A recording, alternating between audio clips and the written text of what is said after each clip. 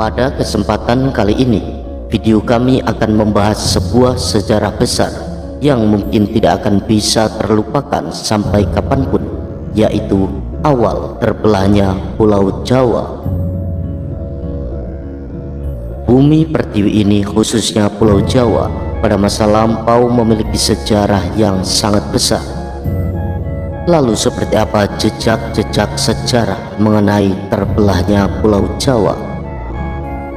Sebelum melanjutkan, sudi kiranya saudara-saudara untuk bisa membantu menekan tombol subscribe dan gambar notifikasi lonceng agar channel ini semakin berkembang dan tetap bersemangat dalam membagikan konten-konten yang bermanfaat. Matur sembah nuwun.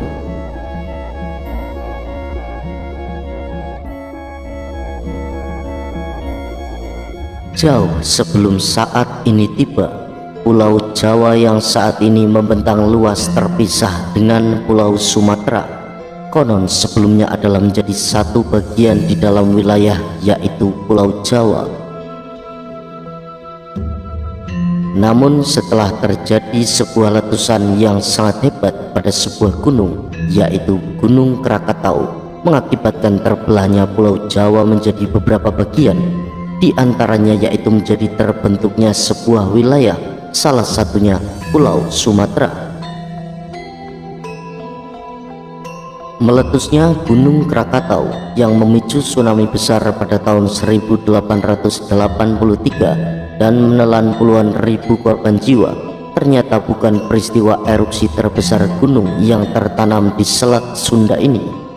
Jauh sebelumnya, Gunung Krakatau purba pernah meledak sangat hebat. Efeknya konon sampai membelah Pulau Jawa dan melahirkan Pulau Sumatera. Dalam naskah Jawa kuno bertajuk Pustaka Raja Parwa, diperkirakan ditulis pada awal abad ke-5 Masehi. Di dalam naskah tersebut tertulis ada suara guntur yang menggelegar berasal dari Gunung Batuwara. Lalu ada pula goncangan bumi yang menakutkan, kegelapan total, petir dan kilat. Kemudian datang badai angin dan hujan yang mengerikan, dan seluruh badai menggelapkan seluruh dunia. Tak ketinggalan sebuah banjir besar datang dari Gunung Batuwara dan mengalir ke timur menuju Gunung Kamula. Ketika air menenggelamkannya, Pulau Jawa terpisah menjadi dua menciptakan Pulau Sumatera.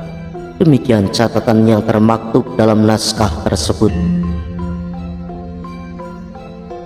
Barend George Isert, ahli geologi Belanda, menyimpulkan Gunung Batuwara yang disebut dalam naskah kuno Pustaka Raja Parwa adalah Gunung Krakatau purba.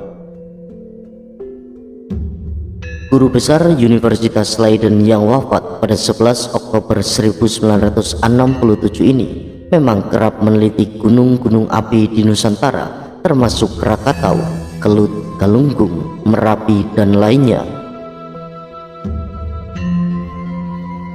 Dampak letusan dahsyat Gunung Krakatau purba dirasakan hingga ke berbagai penjuru dunia. Bahkan disimpulkan oleh David Cage dalam risetnya bertajuk Catastrophe: An Investigation into the Origin of the Modern World pada tahun 2004. Peristiwa vulkanik di Asia Tenggara itu terkait dengan bencana alam yang menyebabkan perubahan besar di Eropa selama abad ke-6 dan ke-7 Masehi. Tinggi Gunung Krakatau purba lebih dari 2000 meter di atas permukaan laut dan memiliki lingkaran pantai mencapai 11 km. Letusan pada abad ke-5 itu berlangsung sekitar 10 hari dan memuntahkan material erupsi mencapai 1 juta ton per detik. Saat itu Selat Sunda belum ada dan Gunung Krakatau purba masih berdiri di Pulau Jawa. Letusan Gunung Krakatau purba secara langsung atau tidak diyakini bertanggung jawab atas terjadinya berbagai peristiwa besar pada saat itu.